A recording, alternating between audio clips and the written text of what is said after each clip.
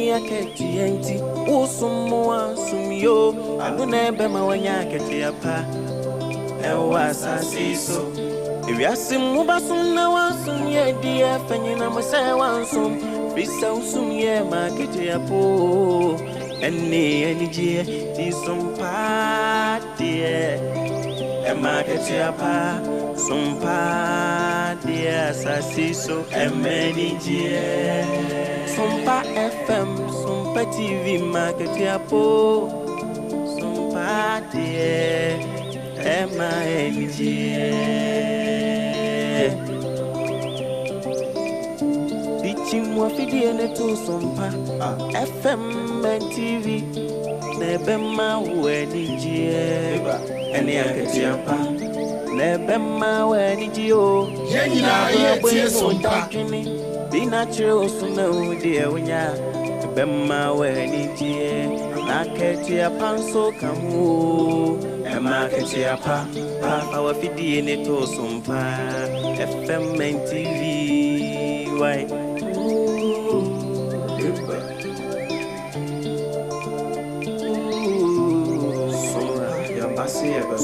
Yasim Sompa mani jeni akati apana unu ada Sompa te asitine imunu ema akati apa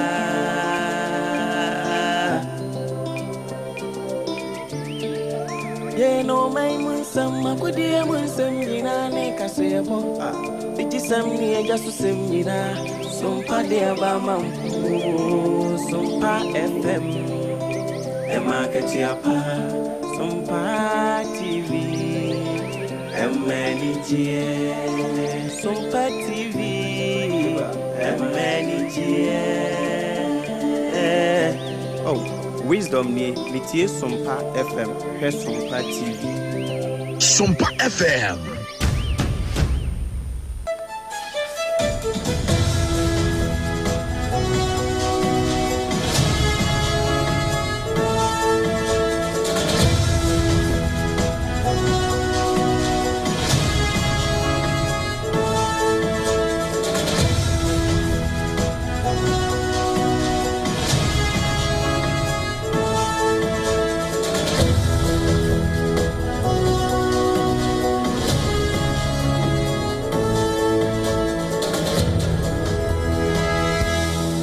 Dumienu abo aha eya Sompa 106.5 FM Accra Sompa 106.5 FM Accra Dumienu kase ya secure sanitary pad ebo ye chidom na ye de ababa som wo no eno ebre na aso na nyo no nko a endpoint homeopathy clinic wano nso asomu ebo ne chidom kase pa am ye timi ede kase no ede ababa som wo hye no nso se kase yi etwa ne ho frede se tefra wahwe ase na ni subiri nuo no na emom ebekwa akotwa ne ho ewa asantemantam mu eya Sompa 93.1 FM ayiko 100.9 FM woni nyina ewe kumase sanso ene ebetwa bosompo akwa France abrochima mu Paris ehonso adamfo pa radio gigum dendenden ewo ho Sompa takwa eye 101.1 afei 103.3 eye takrade 106.1 eye tachimande no 98.9 eye Sompa Sunyai 90.7 eye Nkranza 101.3 eye Sompa Doma afe udi code na so ehonso yebutu ho ya ye twagu se brika eye Sompa FM Facebook eye Sompa 106.5 FM Accra Sompa 106.5 FM Accra and YouTube no enso eye Sompa FM live afe ye nsamufu pani adawromenti ya kruche nsam ni nyina e de akwakogu www.sompaonline.com ensam no sane tie bia no uduru ho a ubenya nyina kenkan na wonso wa share nso Facebook no fa comment to ho eya like follow page no na science share na amanfo nso enya bi enensem ya ye de som wo no ne edi anim ni bi ene se emrantie mienu bi akowia wo bi sen ye kasai court say wo munkoda afiase na amanyoye suofo nso e de curfew no ne ntumu bi ache eye walwale adehia so emu nsem e wo hase no mu a obetie osoafo ya hwe ya pogden ensam so e de nsem bi eto anesefo a One mate atua no anim ensem ben. Wo sa ensem kro no emu no so afo be de chi o show mercy kasem so kyese saban kasa wo ye wo mapede dia na kyese wo ne number 2 billion Ghana cedis. Na no mu no na wonum so akasa mekra eye midwife ne nurse foi womo se womo nti so dongo bi enu abe de womo ka no obeti na wie mu. Na wasansem kro no an ye bewuram pa oswafo ye hwa pede ho nsam so akire se nurse foi woni ankasa no woni duebo eye de nti do ka ne sa. Yebeko emfifi mantemu abeto dwase apemfo a womo akopiem wakaso ayarsabia hodo se womo kogya yerhwe no dodo no ho akoka ensensememu. Na pos yade no ye kasa ya no Ghana Health Service for Babonte kyerese nanim ba bi akwakoduru kwanya wofa so a amana bewie sa no ye de nyina mu nkyeremu ebesomo. Ye betwa bo sompo na afi yakọ Austria etututu bi akoso school bi mu na ni ayatia ne se ni asi akire no echen kure ensam no ahodo bebre eka we nom ho ena nuanom miensa yaje adwa ya edi mu nkyeremu ebrewo ye no abeti anka okase mu no ye me abrempon nana kwaku ampoma mini nuanom Ajua asare enafe. Ohini re mame ekua yebowa esia mabronya abrewetia.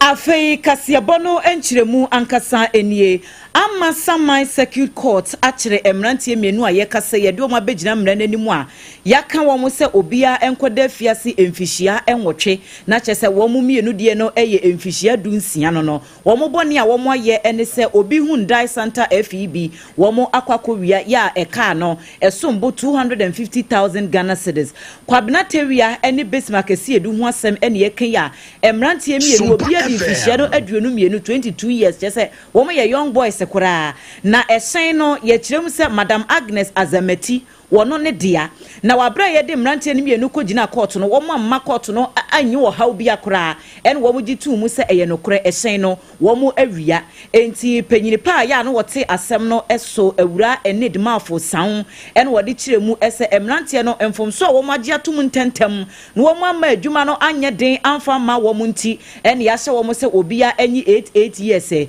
na wo mu nkonkoye adwumaden na ba mu abako a no no so eka ho ayefre no Dennis Debra ya dodo no efre no Capon wono de wo mo bae na no wono so eka asem no ho bi nso court no ye nhwehwemu no en wo mu ekiremu se abrante no wono de ne ho so nsa abrobe enti won fa ne ho enkodi Police Chief Inspector Frederick Ewua Ansa wono na kyerkyere ensem no ankasa mu ededan court no en wo se Madam Azamati ya Hyundai Santa no ye no dia no oye business woman no wote satellite ewo amasamai kwan no eso na wo se eye April ni da na etoso aduonu nan wafia emu en wo de ne car no ekọ washing bay ya mrantie mienu ye ho no wo mo ye adwuma se wo kwa akọhoro esen no enti wo kọ ye tewia ne esi edu na je car no se wo mo be ye hu adwuma no wo horo car no wie ye no maame ne mi se ho na da bia wo kọ ekọ ohoro ne car enti wo wie no wo ka kire tewia ne esi edu se wo tukwan akọ akodi dwuma bi ewo kumase aba enti wo mo hwe car ne so ma no wo kọ a obeba abefa na de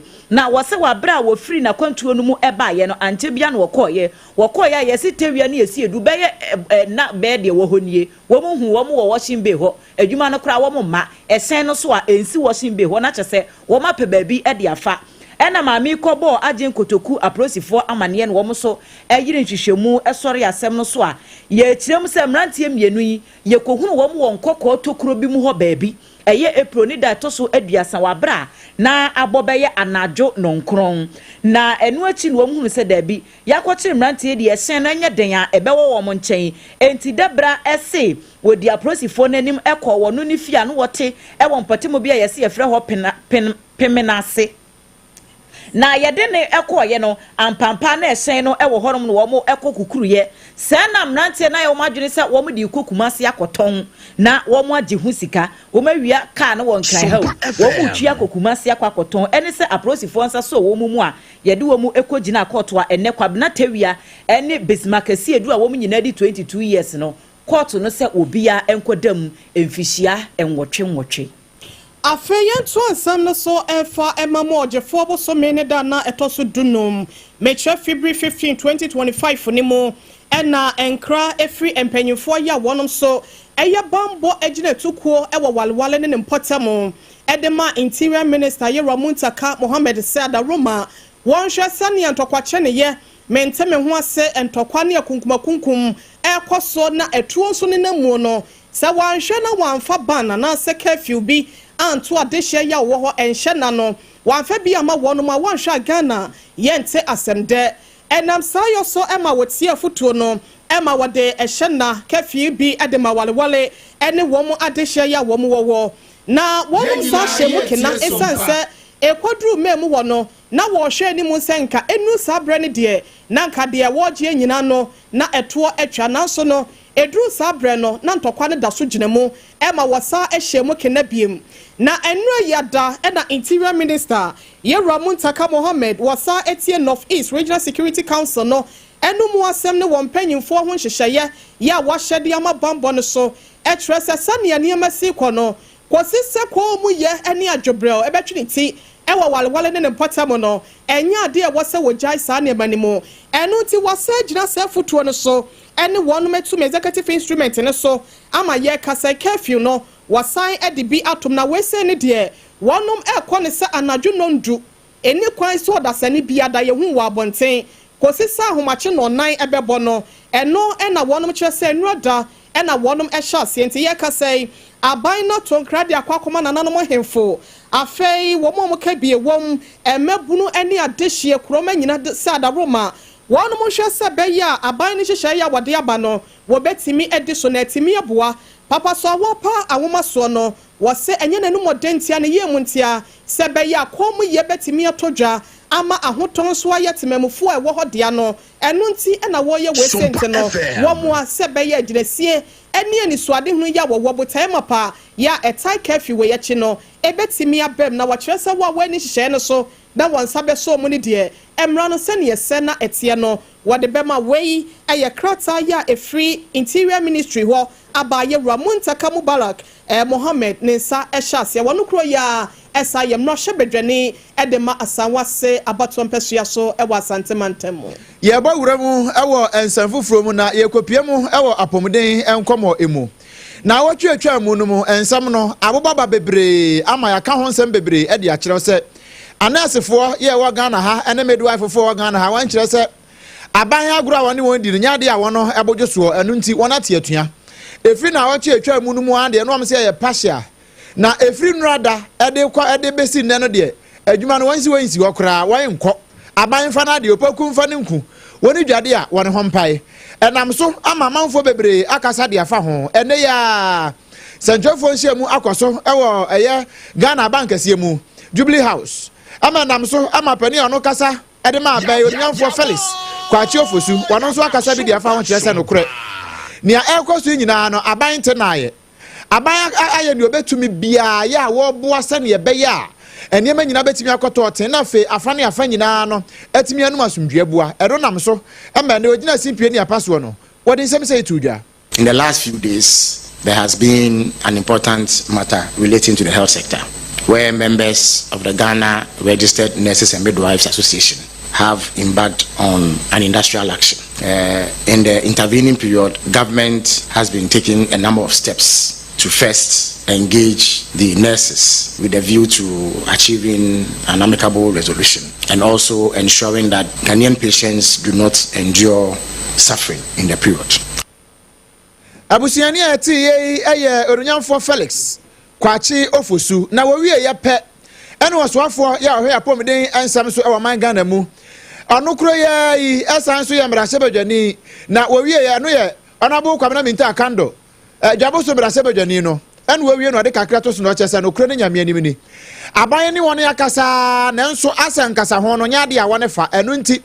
woni toto e de asra wono mu asese woni wo ahomegye mu ewo nurse fo adwuma no a ne midwife fo na wo ahomegye mu no a wo mo wo pepa no se wo betimi abo aman no ebe ya wo ne mra wanchi na won meboa na afei wo de aseda piesie nso e de ama anurse fo a wo nuanom ate atua na nso wo mo de wo nso mbagye nkwa wɔn nkwati atuateɛ no bi na wɔn a wɔatuateɛ no mu no wɔn nhwɛ nea wɔn ayɛ yi na wɔn nso mmra. Given the urgency of the situation and suffering of the patients, government appealed to public-spirited retired nurses and midwives to volunteer their services for a brief period pending the resolution of the impasse. We further express our deep appreciation to practicing nurses who have opted to remain at post to help suffering patients and urge others to show similar fellow feeling and assist our ailing compatriots even as efforts are made to address their concerns. Abusia eni eti ye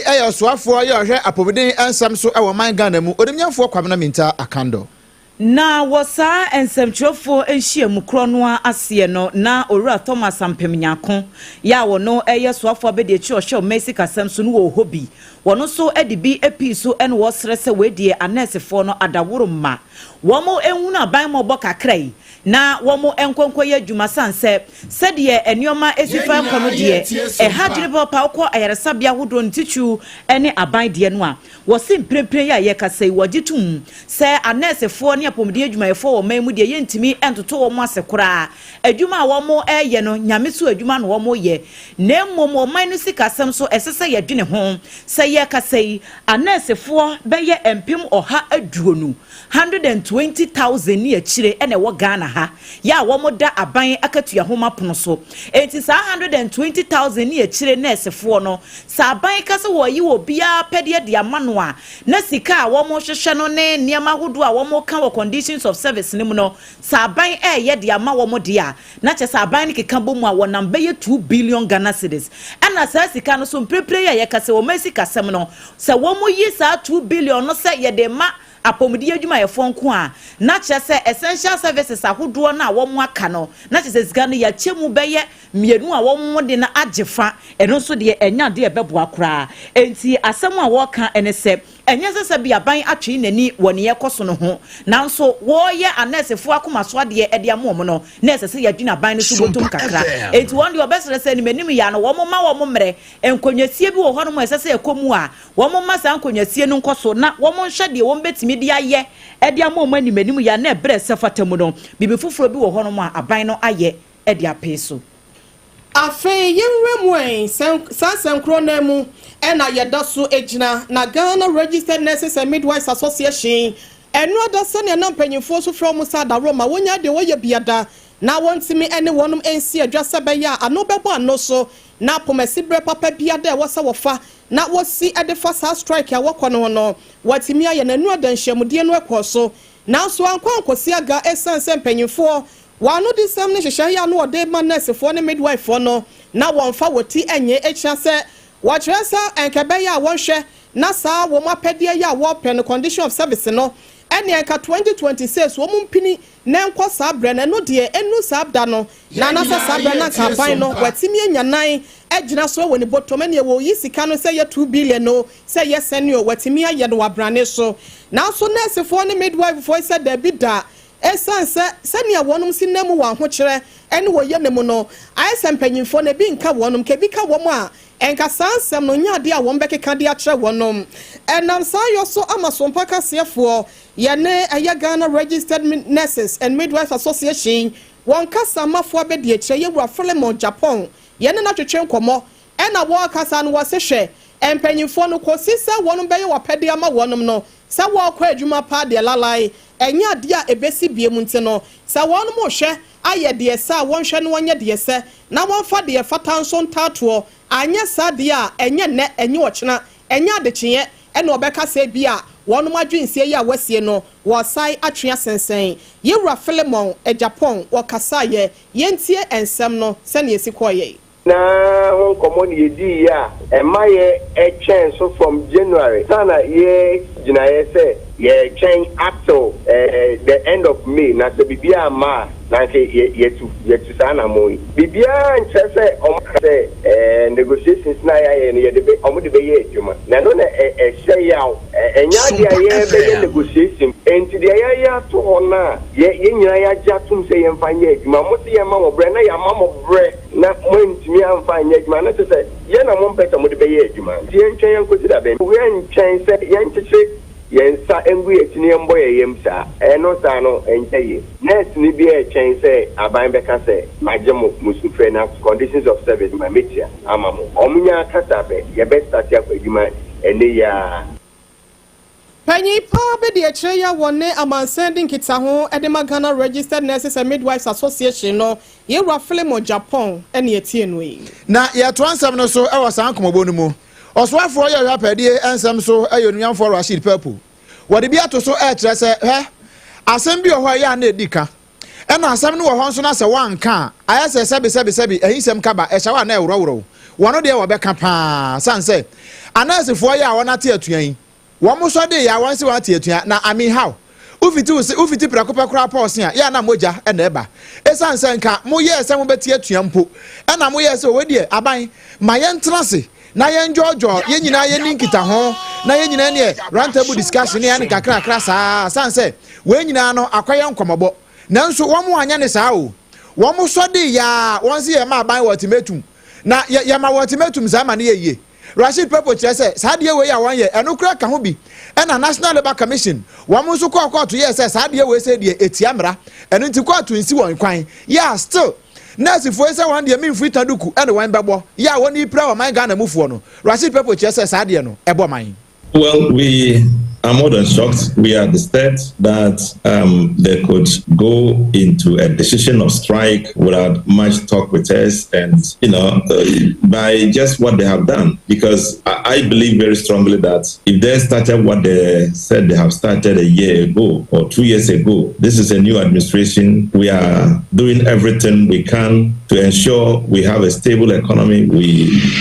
work with workers to get their full support for how we can run this country. I had a chat with the president of the Nurses and Midwives Association president, and I was complaining that they did not create the opportunity for me to have an interaction with them before the strike. I informed her I wish we had had some conversation after he had those kinds of conversation with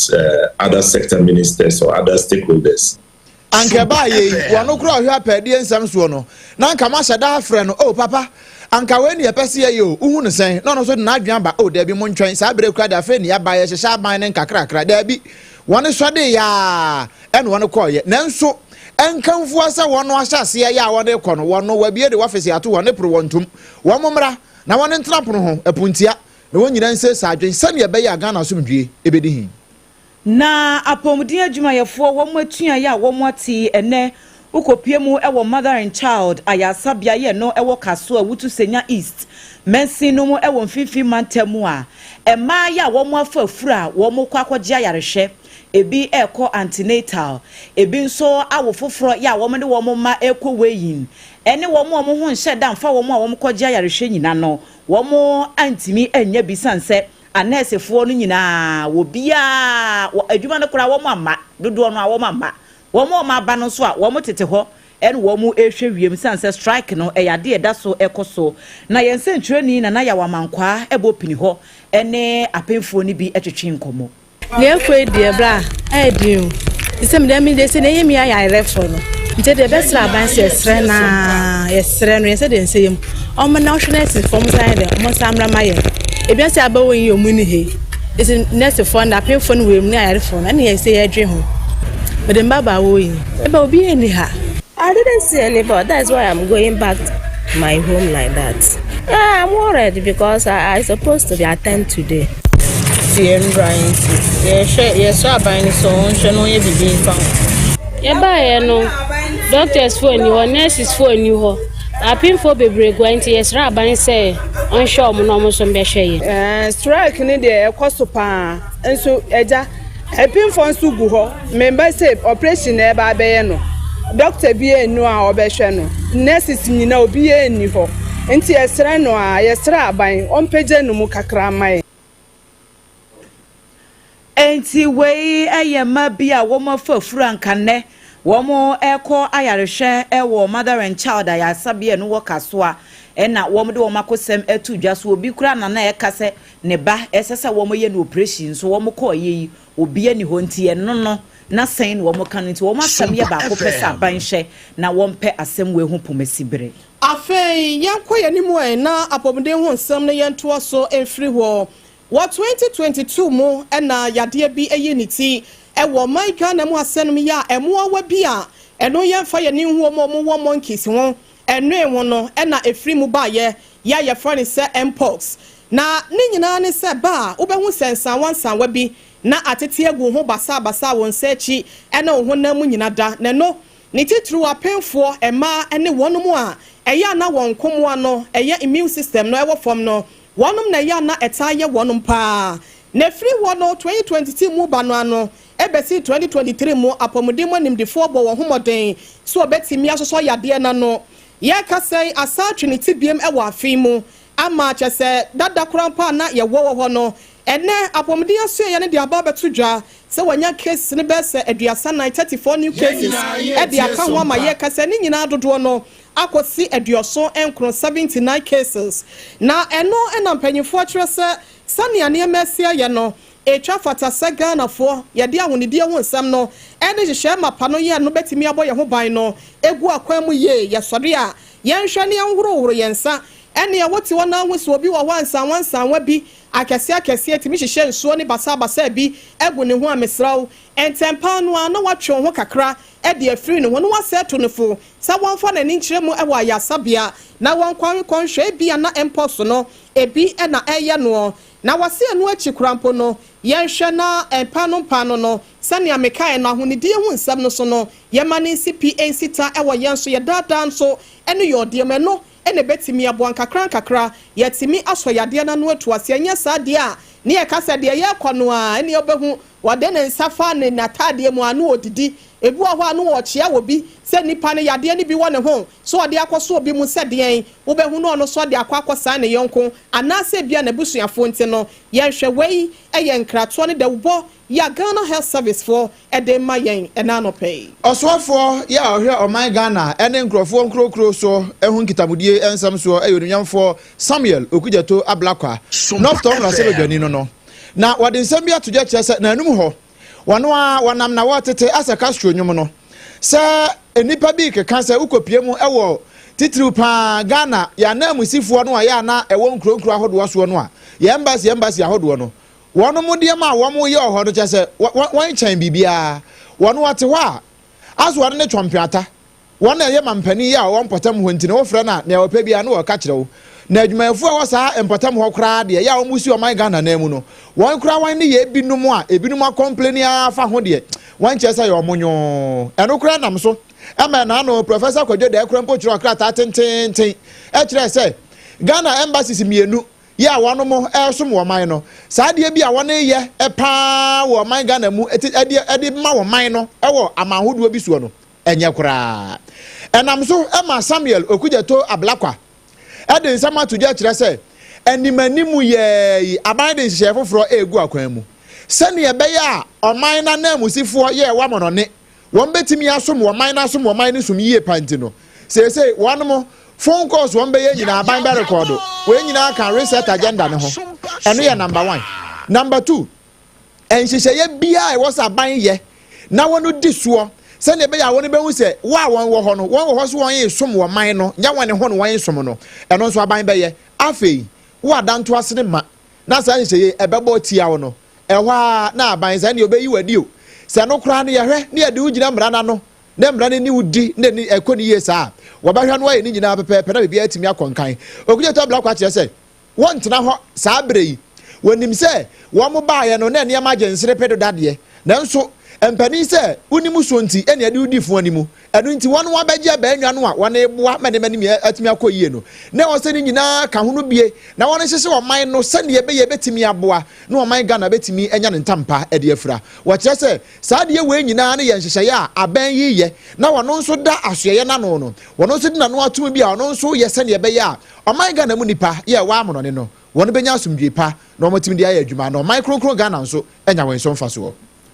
Yetwa ensem no so ewa maniefo from Chief Executive Officer Penyin Power da Ghana Gold Board ano eye Owura Sami Jemfi Penyin de kokobo ekwama ne titu amahodo so adehye bia wo mba pie mu o my Ghana mu a wo mu disika kokko hu dwa ya emfa mra kwan so se we no eye 1 and woto ede ama wo mom se wo biada wo betu na mo bi yete sa ne ye so opa achi a we de ye mo ma wonko okuro mu kekewu ye de ko gina mra na no ne abo kwadu ne mra no arewa bibia akonkan pepepe wose na nsemu ntemu enam dwumadi ahodo a wo mu dia wo mpese wo yensa kira ya ebeboa Gold Board wo madwumadie enti wo mo amma deadline se wo biara wo need to mikrata wo didi gold hu dwuma enkosi busumi awie de ne wanya wonkrata na sa krata no se deadline ne so na wo ni bia enya de se wo mbepene amwodi dwuma bi yete sa e wo man mu na se wantie na akoya sobra kire ekofa kwa abone so ne wo mo smuggle gold e di free Ghana ha kwa amahodo so munyina wo mo kire mu a enya de se ye bebo wa mo akọ okuro mu na se ye prosecute na ayensa hode e de ama wo mo so a wo mo hye se wo mbetu anamo bia etisa na dwumadie bi ekoso e wo enkan ya ye mining emotion summit se dwumadie no ase e no Owura Sami Jemfi e de nsemi kotuja president to scrap the 1.5% withholding tax on dowry in the 2025 budget statement read sometime in March. The scrapping of that tax has helped the fight against smuggling because that tax, we believe, was a major incentive for smuggling. So that is one. Our fair and transparent pricing system has also helped. And more importantly, the effective aggregation networks we have in all mining regions and towns, where the Gold Board is now closer to the miner, has helped us to mop up all this. And, no matter what you do, you need to strengthen enforcement and punishment for those who go against the law to serve as a deterrence. And that is what we have done. Those who were arrested for engaging in illegal good purchases and smuggling before the 30th April ultimatum have been deported to their countries. But anyone arrested for engaging in illegal good purchasing or smuggling after the 30th April deadline is not going to be deported. We are going to prosecute them and secure conviction so that the deterrence factor is there, for us to curb this menace once and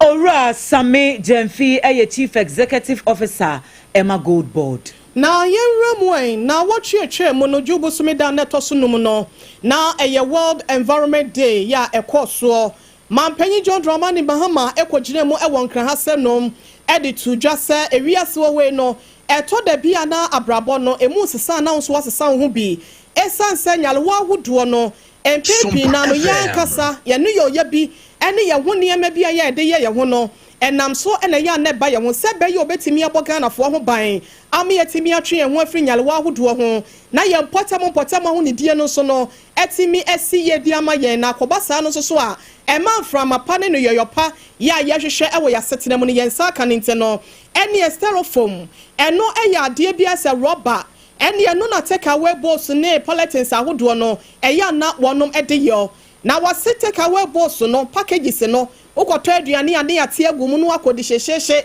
wachira se ya na enuro na ewom no entimi mu my Ghana pomden ebie mu korampo no yedidi wi ya ne ato atwene baabi na eno asa akwa nwura na ye sampetie potemo ahodo nyina na agye ho aboso ebasa ema wonidi ho nsem nkoye nte no ene enche wo behwe na sa ne mani nyina da ye de ban atoso eno ntini wo bokokode a kire wono mu a eya wo krefra ma no ne pa no na wo so wo ye ne sa no wo pagina bia papa bi e de ama wono mu ansa esansa wantimi enyi so styrofoam no anya packages ahodo boss na wo so betimi the foil de no etimi aye eno bia mu mpo no paper wo ho e betimi de aye sansesemo no eno nti wo to nkranti wo mu hwe na wonom ensiesie wo ho asemia mampanyifo dodo na anu ababonti abekasa ho e kyerese ne asemampanyo pese nkofo bi adwuma ebo wonom eno enanam so ama deputy acting chief executive officer edema eye empanyifo ya wonom wo environmental protection authority wono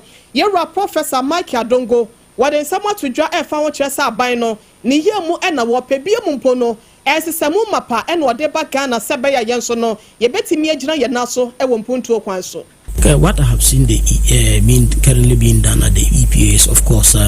working on the various legislations, and then, of course, working on education, and then also providing ample time for people to adapt away from the use of plastics. So, what the president mentioned was indicative. Awusia nipa yɛte ne nkɛn wode w'ani kyerɛ mu ɛwɔ Environmental Protection Authority mpanyinfoɔ yɛ pɔtam bambɔ no hyɛ wɔn nsa no a wɔno ne panyinpa abɛdi akyire yɛ mpɛmpɛn wɔhwɛ akyire ɛwɔ hɔ yɛwura Professor Michael Adongo ɛne ne din. Yɛto nsɛm ne so na yɛde ani akyerɛ mu wɔ nsɛm foforɔ mu. Na anum hɔ let's say a month or two ago ɛne yɛte sɛ wɔnom a titiri paa ne yɛnuanom muslimifoɔ a wɔnom kɔ akwantu kronkron ɛwɔ Mecca no ɛne yɛdi kan koraa ne yɛte sɛ baako afiri mu ne yɛnim sɛ ɔwɛdiɛ nkanoa no ɛnam so yɛte yɛne yɛsi o ɛno nso bɛyɛ sɛ edu bi wɔne kɔ asɛm na no ayɛ den paa na ɔtwetwa mu yɛwie yɛyi ɛno nso yɛ hɔ a ne yɛte sɛ ɛnson wɔn nso kɔ na yɛ sɛ asɛm no abi kan sɛ ayɛ critical ɛno nam so amamanfo bebree ɛkyerɛ sɛ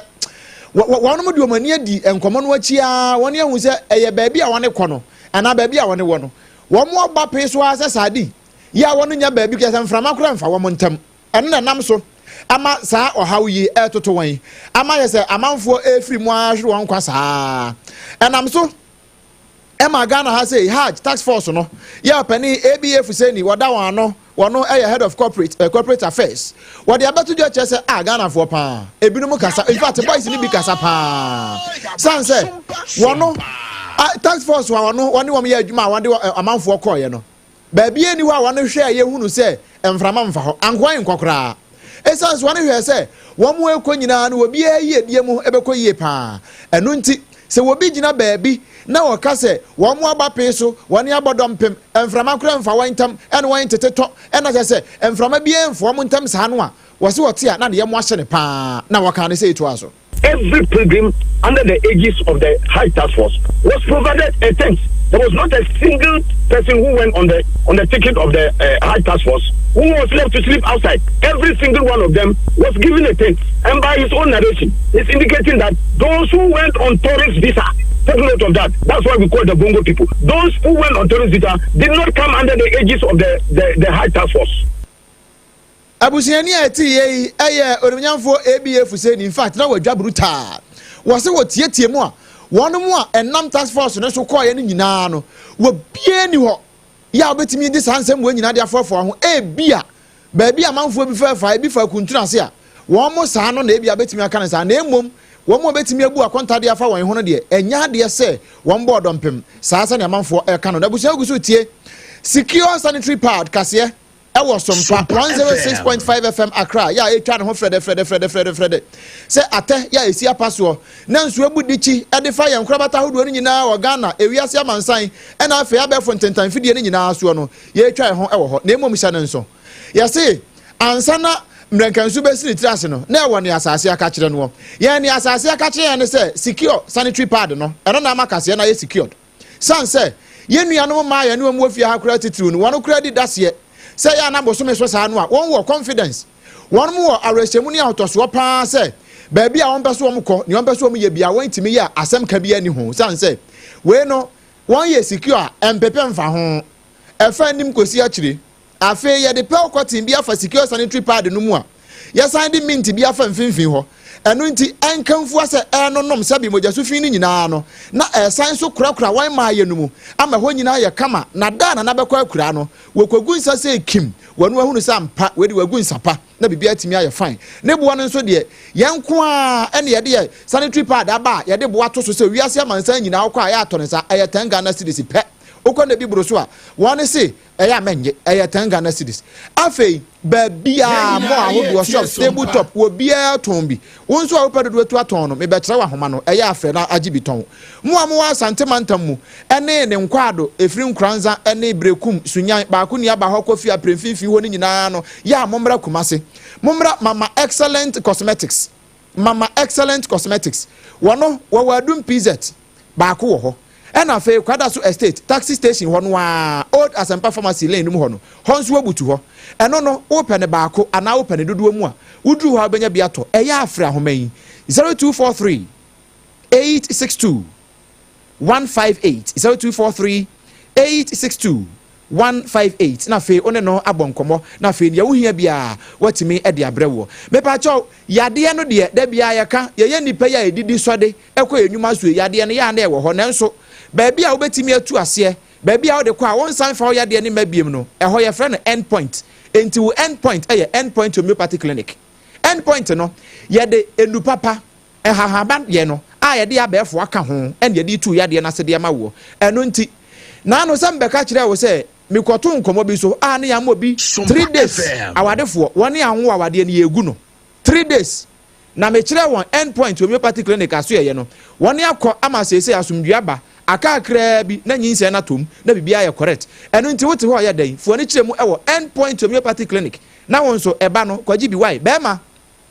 mesi ukosina ni mu a usi wiase mema nyina na mu ya ahye yanimonyam mepacho enkwagyenegyene wo ba no wo mpam eba ne saa oba ba ye hechi ewo abonten na ye sotronye nkwande mepacho ko end point homeopathy clinic aso ye afei prostate be mema so afei wasabo ene enti no mu ne mu asisi a eya ne nyina udu end point homeopathy clinic ye be yi nyina de afiri ho ye massaging physiotherapy eye adwuma ya so ye no kumase ye wo kronma bo hia ena afei nkran he ya nso ye wo shell signboard e wo Spinters Road Dr. Adibu Watia wada ya sabe ya no sese o pesa wona ne bon komo a wono oni pie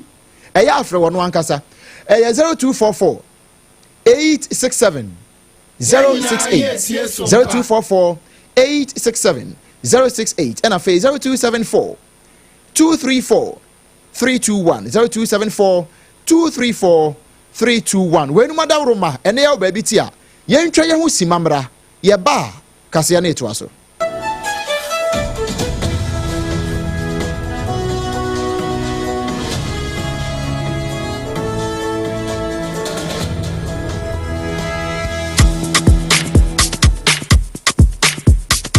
Kweku, minim sawaya she. Me cry man nane. Now so ebony show one embasso. Malehon sepeno. Ebony condoms comes in different flavors and available in all pharmacies, chemical shops, over-the-counter shops, and pubs. For bulk purchases, contact 055-230-0075. Ebony condoms, Ghana's most pleasurable condoms. Make it worth it. We got peppermint, strawberry, vanilla, chocolate. We got peppermint, strawberry, vanilla, chocolate. It only the view is a condom. The condom will then it's not on, but it does got as a condom. Endpoint homeopathy clinic Ghana had obi anim sesa ye prostate na baby omutibi ye screening ema hu ni ye etu ase a na ye endpoint homeopathy clinic anase ye kidney ye liver problem wo fa baby na adwodwo na de fa ne premature ejaculation no a ba ma bi a wo ne wodofo akwakwahia ase wo di ne ho agro ase wo to nte ene ye bra endpoint homeopathy clinic na ye moa wo ema ne mema mo pa wo ye endpoint homeopathy clinic wo mo damu fua yare bia infections bi ne wo ho anase bia wo hwa wo fa baby na adwodwo kidney problem prostate de endpoint homeopathy clinic ahenema kokobe kumase ba ko ho eben Angel Educational Complex no na Accra hanso so de wo mo gina mu ankasa e was Spinters baby friend share signboard no huduro na ubusasa wo pe endpoint homeopathy clinic obia ebe kire for endpoint e wo 0244 867068 and 0274234321 endpoint homeopathy clinic wo mo demu fua medo edrano pa wutimi to boase etwitwiwusi o do na so ni se me de yas toothpaste and the brush and the twitwi mesima menya homka senti na ye bokoyi na me de me all time favorite yas herbal toothpaste and the brush aboa me amasesei menum so a enwunu anase de ehia me senfimfim me biem na wo hwasa me se ayefita sesrecha homa na et brightens yas whitening toothpaste and the brush and the midi shimisi entina wo se efe na yas total care gel toothpaste and the brush ni de ebo wo se ho ban demu ni nyina ema wonum ye sham oh yes enu krotrodo yas herbal yas whitening and yas total care gel toothpaste and the brush abusuan chamfa se wo pedudu tu e won kan ha for Leicester Ghana Limited and was 050 161 95 588. Leicester Ghana Limited. And the young toothpaste mo ahodo. And the brush abedja so abeboy. Munde dinam se mena foreign call. Hello. Hello papa. What about to be a new? Se me feel London. Eko US. Na no crowd who kura from me bo mamania. Na papa mo what to say? Awurade aduma haboko. Na ko jejesi. Eko ba sempene mo. De woton adansi ho niam no nso. Wo hye ho de. Oh, wo hye ho. Eko ba mesi wo boduma kura sre kane no a. Na wodru US won so manfo bo ndin sa na. Hey papa US hakura de. Na ko jejesi company limited ajiba bia. Wo Holland, Germany, France, Italy, London, Canada. Eba adansi ho niam de a. Obian se na ko jejesi company limited. Na matese wo bi depo kese bi e wo kaso a. E ho na wo bia koto adansi ho niam. Na eye no kura papa. Oh, eye no kura pa. A police station in Chenhua. Hey, akuo ba sempre mo no. Onye mereda. Hwe, we kura no miensamua ene obi en foforo ya o. Ba ko obu akwase paase kumase. Ene ba ko so pokura se nkran ha. Obi ase na na kododesi eye bemaba e wo dansi mu. Wato cement, iron rods, banding wires, and adua plywood and just say the board dance so. Te se bibia e de hye adansi ase de ko wie. Depo no nyina so eye tufo bo. Wudu kuka mu a, wo ko ja free. Akra wo yi ka so depo. Ene pokura se de no kra to nchen ya. Wo sa wo bi wo Akoteman, Tantra Hill, Iron City, Amanfrom. Wo sa bie depo kese so e wo Koshiman. Kumase sepase depo no kra da nchen ya. Ebi so magazine road, head office no. Wo bie depo kese so e wo da de ntam. Edweso Accra road, Femesa opposite Alaji Celia. Ampaba Meboshen. Tanoso Breman and Amanfrom. Numbers of man for the free 0244 313 752 and 0244 41 93 93. Nana Kujesi Company Limited. Hey, a Kuabas in Primono.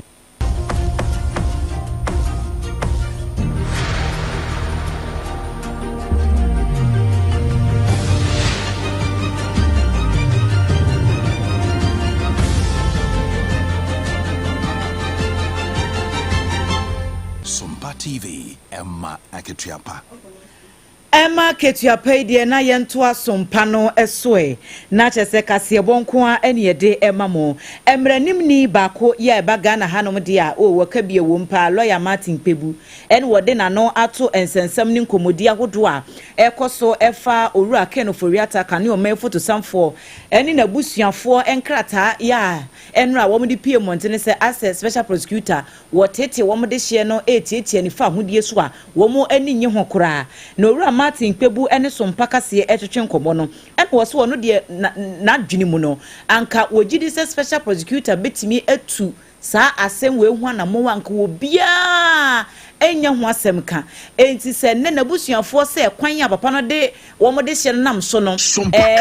wo mo mpe a ono de ohunu se ne kwa so a eno no sansa na mo no a owura special prosecutor tutu ye no na ense da enkoyie saa ade asem no kura beto montini papa si obe video call ye rekisi eja bese video call no de M1 no enti age se wa twe papa no ankasa honam mu ni mojamu abesi nanim ansa no wa asem bibisa no wa bisa no am ye kase papa da Interpol for red alert so den ya enya asem kuma kura wo se wono de wonka se de abusuafo no ye no etene kura yamfomsuo bi ne ho nanso anka special prosecutor betimi avoid this anema we nyina e wo kwan ahodo bebre so yentie. Well, you can't take that argument from them. No, I have to be fair. As I said, we also, Ben Boachis, ASAP, TDD, etc. We have a lawsuit against Oforiata. Yet, I have to be fair. It's an argument. Yes, that's their interpretation. Once OSP didn't take that offer, we can't take that argument from them that they see this as persecution. No, I don't want to, be unfair to Oforiata. No, I believe if we use the right processes, we can still go through and hold him accountable. So I don't need to, say no when the answer is clear. Yes, when I make an offer that I'm available, this, and then you say no, I will not deal with you to any extent at all until you come into the jurisdiction. The family can make that argument, but it doesn't mean to that the family are right. But what I'm saying is that statement doesn't appear to be unreasonable. No, that is their interpretation of what is happening. They are entitled to it. Ene ya yekotie ye emranimni or ye private legal practitioner Owura Martin Pebu.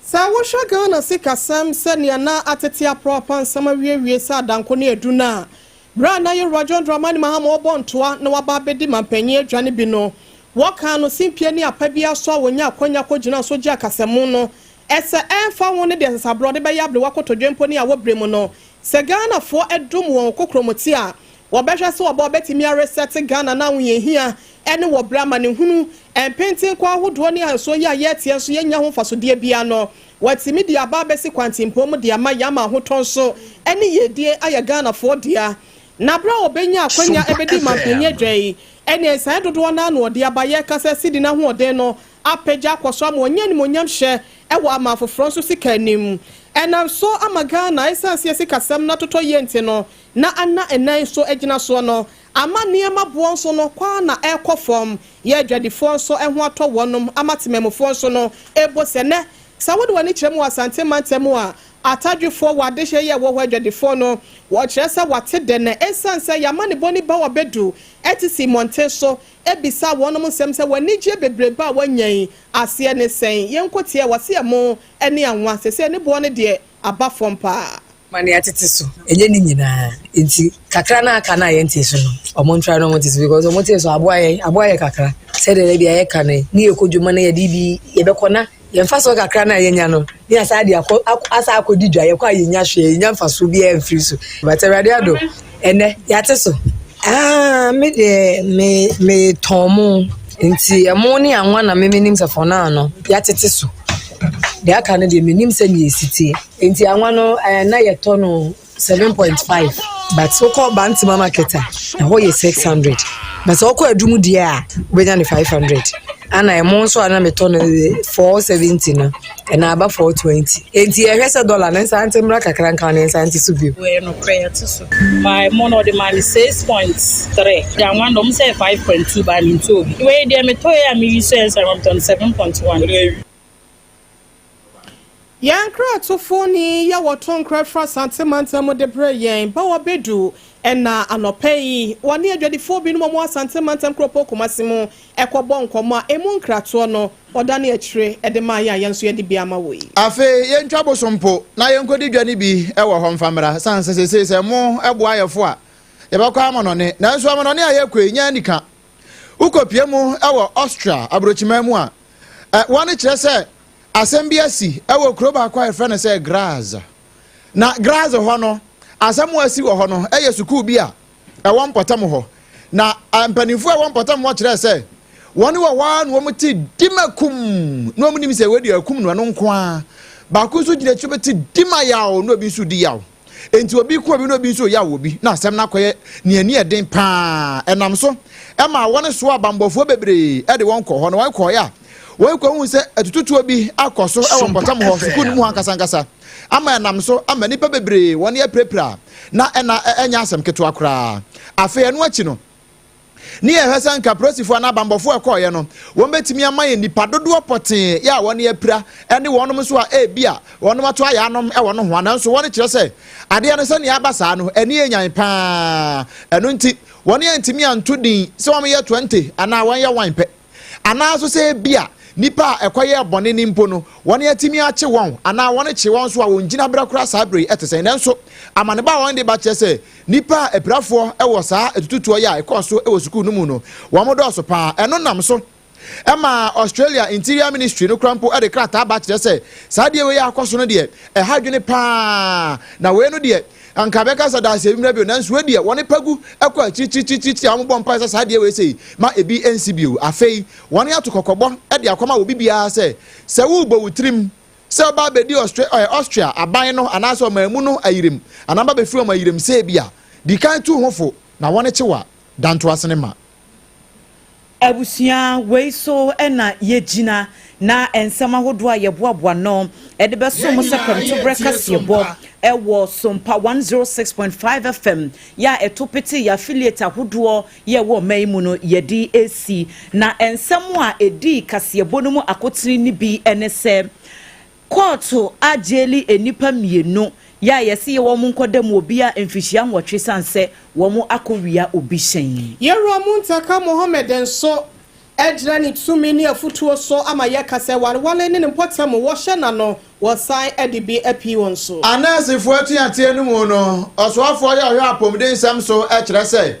Ebeya wonu mu ewa ahomegye mu ewo nurse ntetie no mu no wono nso mfira ahomegye meboa Sara nso ene ye kɔ mmea yahodoɔ bi a apemfoɔ ya wɔn kɔkɔgye ayarehwɛ nso wɔn anya bi a wɔn de wɔn akosɛm ato aban anim. Ensɛm no na pii ka ho ɛna yɛde bɛsomo ɛwɔ Sompa 106.5 FM Accra ya wasa etibie ɛwɔ Sompa 106.1 FM Techiman afa Sompa 93.1 ɛwɔ Kumase ɛna wode wani kyerɛ mu wɔ hɔ nso so ayiko 100.9 so ekura mu ɛwɔ hɔ. Sa wode wani kyerɛ mu wɔ Taka Sompa 101.1 FM wo mu fa yɛ Sompa 103.3 FM Takra de wote yɛnka ɛwɔ hɔ. Sompa 101.3 FM enso ewo doma ene mpotamo ena Sompa Nkranza 90.7 so wote yenka ewo ho Adamfopa Radio France Paris wote yenka ewo so ena decoder ne sono Sompa FM live afa wo de wani kyeremu ewo tuning ena afa online ne so a www.sompaonline.com once we nyan 70 be 8 year Sompa 106.5 FM Accra Facebook wo share your live for and YouTube no so Sompa FM live Facebook no mo messages kakra ya eba ye no orempon nana ekwam aboaten o se wo ha live ewo danso ma so dan ho enchakase ankoma brightest fikumi National First Vice Chair our MPP mu Dorado or say a birthday blessings to Abrimponana Kwekwampoma. May the Lord strengthens you so you can serve the listeners of Sompa 106.5 FM Accra and Ghana. Yeah, that's it, be Ohinena Mensa JB. One also say good afternoon. I'm watching the authentic news. Sompa FM, totally the best. Seth Antobam was here from Malam, your friend breastfeeding. One also say good afternoon, Sompa News. In fact, President Mahama, we Jagbawi branch executive Yoyate, Yankopon Bekan Hopa. Positive change, Eddie Frimadina, or say Yankopon, Oinshira Ben Yipa, Engineer Shamaba, where dear, me name is a Latin or did kind of dear, any Yambekan ho.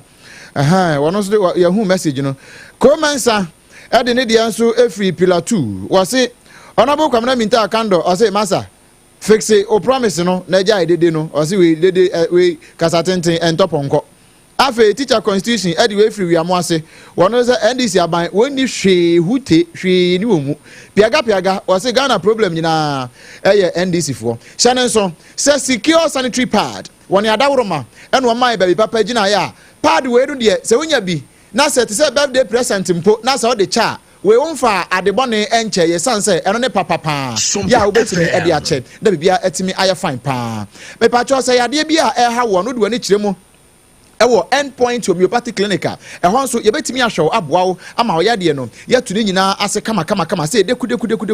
ya ebekọ a ema biewu afei ubetwi usi anopa ne anwumre eye atwi anopa ne anwumre eye Lexter Company Limited wa ndawromenti and when the years toothpaste and the brush no e de aba me pa cho papa no ewo mu no de heba no whitening no ni nyina benya bi nanso open ya betimi aye ebeboa wo de a na no eye Lexter Company Limited na dawroma and we de aba eye years toothpaste and the brush ba bia obenya bi ato wunya chusi wie se kimwa ya pa aduane papa di why aduane papa no obenya die no eye Agia Special Local Foods eba no ma yimu aduane papa no and afei ubetwa bosompo no akọ obroni krom nso a won aduane papa nyina bie no e ho nso ubenya bi ewo Agia Special Local Foods na kira kwan enya yira kwan kra wo hacho Atomic Road no ho no a transition chen ho no e ho no obutuo eya afre no 0246 359 921 delivery oba ba ye de ama kama na ba bia otibia no so anya aduane papa ne bi e de na bia etimi aye fine wo wie se ekimwa eya na wakọpa dansi ehu niam ani nyina bi e wo na Kwadwojesi Company Limited na kache wono no wotebre enimbre enu nti ubeto niam wa ne ho a wasan digu ka mu di koja o free ya wanyu achentuade bia na Kwadwojesi Company Limited ko ba sempremu wono na eboa ama oda ye so obesi dan no eno abamusa Ghana ha waheta ba bia ne nkrabata no eya abowura ho na Kwadwo de me pa cha ohwe uwie se ekim na sempo no nkoyi a eya afoni chem e 21st clinic se nia ha ubia no odi wani kiremu e 21st clinic a wa pomu de ye betimi ahwehwe ehunu ba bia ohaw ne wo na afi ye de ano aduro no e de aka ya ekwa emabiu afi kese pa se no manfo de nim ye ya de bia ya sa nanso ne manfo de nim ye pa no e yesiatika ɛno yɛ ntini no a ɛfiri woto ase fa wo sire mu hɔ ɛbɛfa ana akɔkɔ mu hɔ no wobɛhu sɛ yɛ ha ne mu femfem mu asɛ twetwɔn ɛyɛ ana so mazo pu daabi ɛyɛ sciatica no ɛnyɛ nipa din mepatwɔ ɛyɛ yadeɛ ɛyɛ 21st clinic yɛn ne ɛtu aseɛ sɛ deku yɛn korabata no ɛyɛ maako dunum ɛyɛ ahwɛ akyira kwan ana ɛyɛ afrɛ yɛn mpo yɛahoma no yɛn sesa no dada no a 0540 311 311 0540 311 311 yɛn mu a yɛgye brɛ ɛba bɛsɛ kaseɛ yi ɛde ma mo no ɛyɛ me ɔbrempɔn nana kwaku ampoma mene Ajua asare enafi ohine yure mame ekua yebowa esiama bronya abrewatia ya sori enje na chese mo bro wa